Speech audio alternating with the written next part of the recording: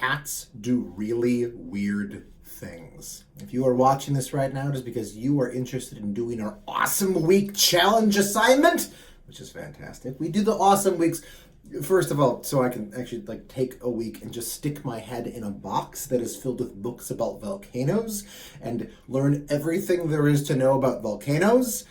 But the other reason that we do the Awesome Weeks, we do the Awesome Week Challenge, is so that you get a chance to actually do science. Not just hear me talking about it and kind of thinking along with it, right? But actually pursue a scientific question on your own. Now, typically, during an Awesome Week, I leave it kind of loosey-goosey, you can do this and you can do that. And this month is technically no exception. If you want to do anything really fun that is related to cats, I say just go for it. But this month, but also profoundly this week, I would like to give more specific advice on exactly what I think will be perfect, that you are perfectly set up to do regarding the science of cats. And that is to take one weird thing that cats do and figure out the full, deep story of why they do that thing. To do this, you will want to use Tinbergen's 4 questions, which we had learned about in lesson 6. Here's specifically what I'd recommend that you do. First, figure out what is a weird thing that cats do that you would like to understand better. Then, go ahead and take a piece of paper. Oh, I can't share my screen right now. So I'll just do this on a piece of paper, and then I'll hold it up, even though that doesn't look as cool. You can see I really prepped this beforehand. I kind of did, actually. Just didn't shoot it like this. Okay, so go ahead, take a piece of paper and draw one of those charts that we made before.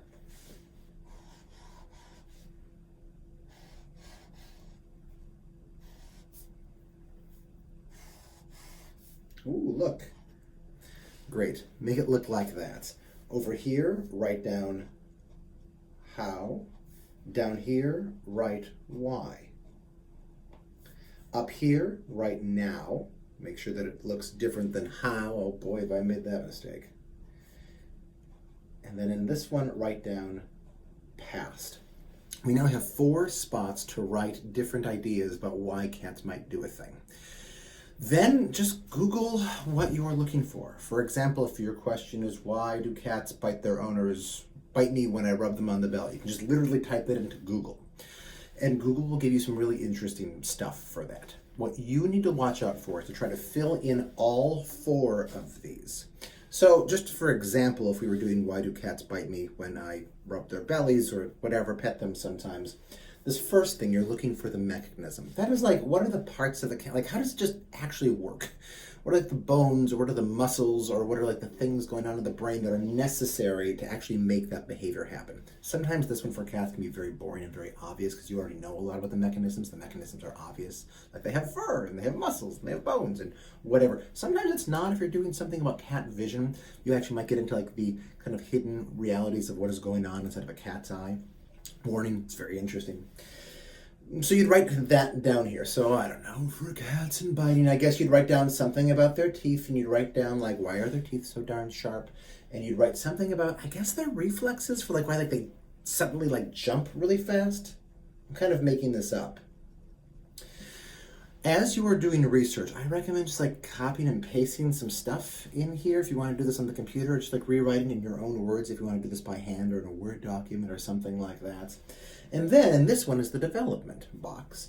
You say, okay, how did this develop in the cat? So think about, did I train the cat to bite me when I petted it? You think, no, of course you wouldn't do that, but you don't know, right? Maybe the answer is yes. Maybe you inadvertently trained your cat to do something.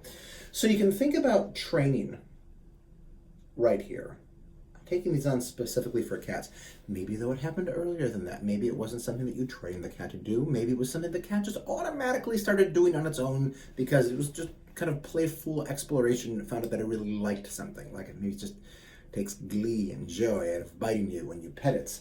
So maybe it came from just playing. Maybe it was taught to do it by its mother. Some hunting instincts, I believe, in cats are actually related to that. They have to be taught by their moms to hunt. What I guess I'll just write down taught, which is different in, I guess, taught by mom. Dads don't have very much to do in the upbringing of kittens. And maybe it's none of those things. Maybe it is just actually instinctual. That if the cat was raised without any parents at all, it would just still do this behavior. Or maybe it's some sort of really complex combination of all of those. Is that even possible? Yeah, totally it is. Totally it is. So you can look at that. Also, when you are looking up all of these answers on Google or YouTube, and I recommend that you don't just take one source. Like for this, like you want to take like 3 or 30 or 300 sources that you find on Google to really flesh this out. Also, look for like maybe inside of like maybe there's like 2 of these, maybe there's a disagreement as like theories that like of how this developed in cats. Just because you've written something in a box does not mean that you actually know the full scientific answer to what goes inside of that box. Scientists could spend their entire lives debating theories on what goes in just one of these specific boxes. As you're looking these sites pages, be willing to write things in any of these. Also be willing to write things down maybe in the side if you can't think about if you can't figure out which box it might go in. Just just write stuff down, right? It doesn't matter. Just put it down and then put it in a box later. For the why did it happen now, imagine that you are interviewing your cat and you're asking why are you doing this bizarre thing? And imagine what it might say as an answer. Look only inside of your own home or your friend's house or the houses of people who put up lots of YouTube videos about cats or whatever. Look just there and think, what is the cat trying to get inside of the home right now? So pretend to interview the cat. And then, this is always my favorite one, when you ask why did this start in the past, you have a couple different options. First of all, you can go back to Felis libica, that is to say, the African wildcat that modern Felis catus has evolved from, and say, what do they do that could be vaguely even similar?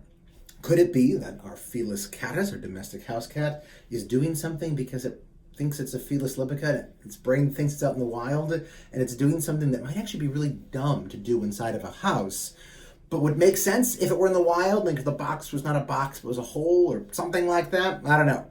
So think about that. You can also, though, for this, go back further still. There's no reason to just go back to the one species right before it. You can go back to look at why all cats do a certain thing. Maybe all the small cats or all the big cats or something like that.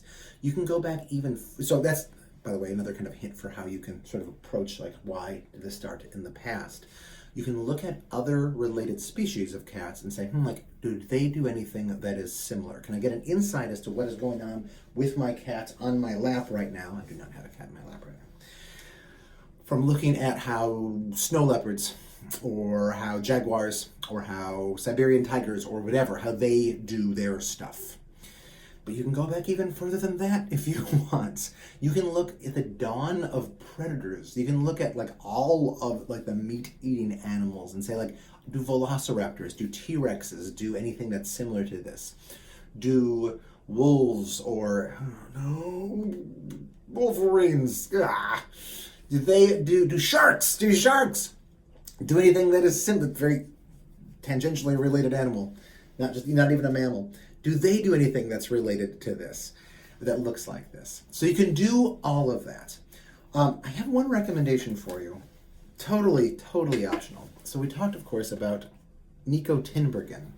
Nico Tinbergen had a number of students, and when I say students, I mean doctoral students that he worked with for years to train in the subtle arts of ethology. One of his students is still alive. I believe he's 93 years old this year. His name is Desmond Morse. He's written so many books, and he's written one book that's just about why do cats do the things that they do. Your local public library is likely to have this. Mine did. And it's full of just questions and answers, quick answers really, such as, why does a cat chatter its teeth when it sees a bird through the window? Or, why does a cat signal with its ears? Or, Why does a tomcat spray urine on the garden wall? Yeah, great. Wonderful picture right there. And it gives his answer. Now, it doesn't give the answer in like all 4 of the answers, but it gives a deeper answer than you are often going to find on any given website. If you love cats and want to understand lots of why cats do the weird things they do, I highly recommend this book. Final question. What are you going to do with this? If you'd like, you don't need to do anything with it. This can just be research for yourself that you enjoy. That's perfectly fine. But I would love it if you shared this with me.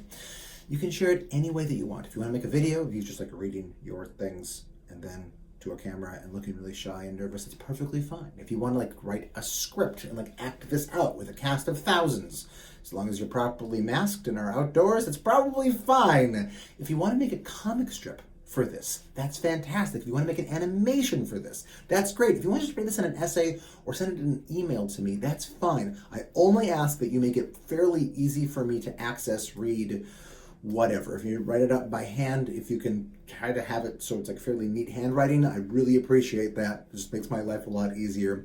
If you make it in a video, if you can just like put it up on YouTube or something where it's easy for me to access it so I don't have to work really hard at that, I'd actually really, really, really appreciate that. I get really kind of when like tech goes wrong. Whew. Does this make sense? I hope so, because this is not actually an interactive medium. If it doesn't, shoot me an email. If it does, then start. Do this. Do science. Have a fun time. Look for when you see sources that disagree with one another. And really try to get to the bottom of that. And understand that to understand the different theories of why a thing happens is not the same thing as to figure out whether those theories are actually correct or not. That is a deeper level still of scientific investigation. But understanding any animals, especially cats, weird behavior has to start with asking Tinbergen's 4 questions and having a fun time thinking about the answers. Keep asking questions, fellow weirdos. Thanks, and good luck.